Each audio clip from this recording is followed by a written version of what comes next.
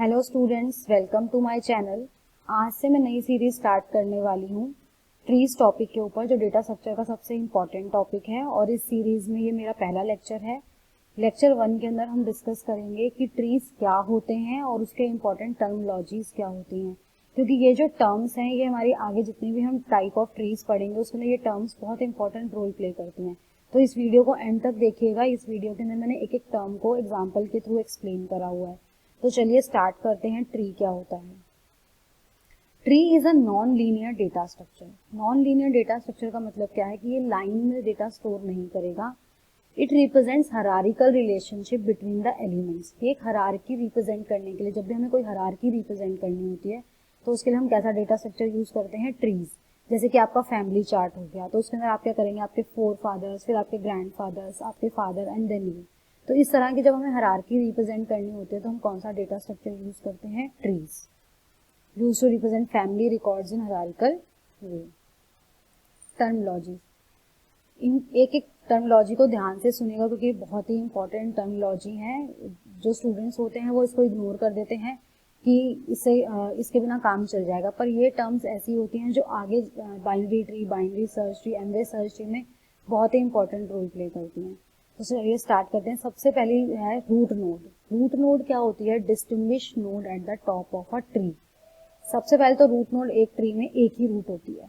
ये चीज आपको याद रहनी चाहिए कि रूट नोड क्या होगी? सिर्फ एक ही होगी ट्री में, और ये टॉप ऑफ द ट्री पे होगी। कहाँ पर होगी? आपके टॉप ऑफ द ट्री पे। तो जैसे इस वाले ट्री में आप देखें तो A is the root of a tree. Next is child nodes. अब चाइल्ड नोड्स क्या होते हैं? Successor of a node. Child nodes क्या होते हैं? Successor of a nodes. कि जो भी पेरेंट है उसके जो सक्सेसर्स हैं उनको हम क्या बोलते हैं? चाइल्ड। जैसे B is a successor of A. इसे हम चाइल्ड या सक्सेसर दोनों ही टर्म्स जो होती हैं वो एनालॉगसली यूज होती हैं। जैसे D is the left successor और left child of B. E is the right child और right successor of node B. Similarly F is the right child of node C. B and C are the successors of node A. तो इस तरह से हम child nodes को represent करते हैं। तो रूट नोड एक हो गई हमारे पास, और चाइल्ड नोड जो भी पेरेंट हैं उनके चाइल्ड्स को हम क्या बोलेंगे? सक्सेसर्स। अब इसी के अंदर एक टर्म आ जाता है सिबलिंग्स। सिबलिंग्स क्या मीनिंग क्या होता है? भाई बहन या भाई भाई from single parent. Siblings nodes having unique parent को हम क्या बोलते हैं? सिबलिंग्स। जैसे D and E are siblings because they have the unique parent B. B and C are also siblings as they have the unique parent called ए।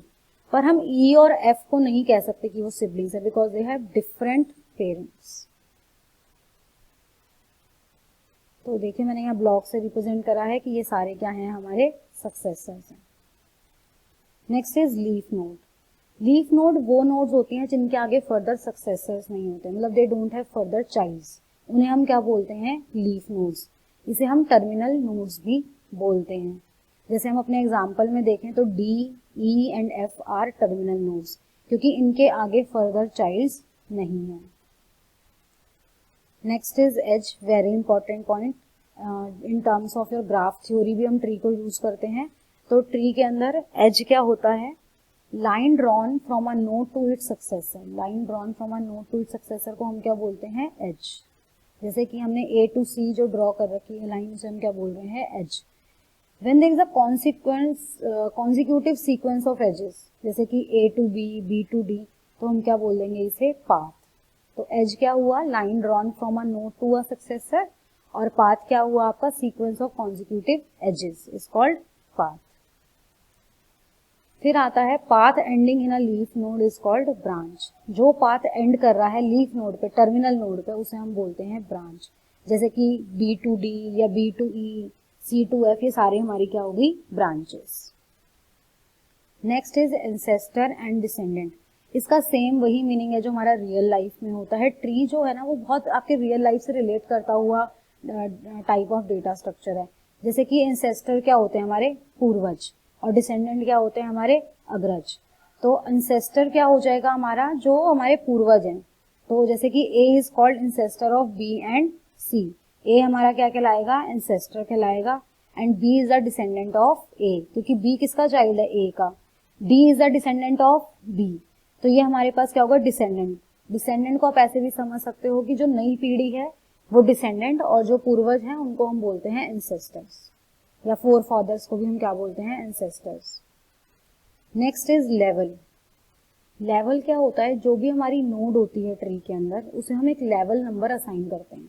अब इस level number का role play क्या होता है, क्योंकि हमें डेप्थ कैलकुलेट करनी है या फिर हमें मैक्सिमम नंबर ऑफ चाइल्ड किसी लेवल पे कैलकुलेट करना है, तो ये वहां पर इंपॉर्टेंट रोल प्ले करता है। Every node in tree is assigned a level number. Her node को हम एक लेवल नंबर देंगे, तो जो रूट होती है उसे हम लेवल नंबर देते हैं 0, उसे हम लेवल नंबर क्या देते हैं, 0। और बाकी जितनी भी नोड्स होती हैं वो 1 more than it's parent level होती है। पेरेंट का जो भी लेवल होगा उससे +1। तो जैसे बी और सी का क्या हो जाएगा, 0 + 1 1। डी, ई और एफ का क्या हो जाएगा, क्योंकि इनके पेरेंट का लेवल क्या है 1, तो इनका लेवल क्या हो जाएगा 2। क्लियर। तो लेवल हमारे होते हैं 0 से स्टार्ट होते हैं, रूट का 0 और बाकियों का +1 to its parents level. Next is depth height of a tree. Depth height of a tree होता है maximum number of nodes in a branch. एक ब्रांच के अंदर मैक्सिमम नंबर ऑफ नोड्स कितनी हैं, ठीक है। तो अब देखिए यहाँ कितनी है, 1 2 एंड 3, 3 हमारे पास नोड्स हैं, तो इसकी हाइट क्या होनी चाहिए, 3 होनी चाहिए।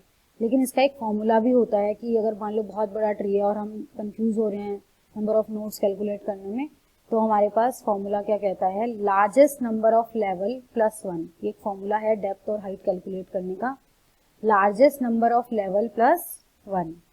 तो 2 + 1 = 3। तो इस ट्री का जो डेप्थ हुआ वो क्या हुआ हमारा, 3 हो गया। तो ये हमने बात करी है बिल्कुल एलिमेंट्री टर्म्स की जो हमारी यूज होती है। अगर मैं देखती हूँ कि एनटीए नेट का मैं पेपर उठाती हूँ तो उसमें बोलते हैं इस पर्टिकुलर हाइट पे कितने चाइल्ड इंसर्ट हो सकते हैं, तो आपको इसलिए पता होना चाहिए कि हाइट और डेप्थ क्या होती है एक ट्री की।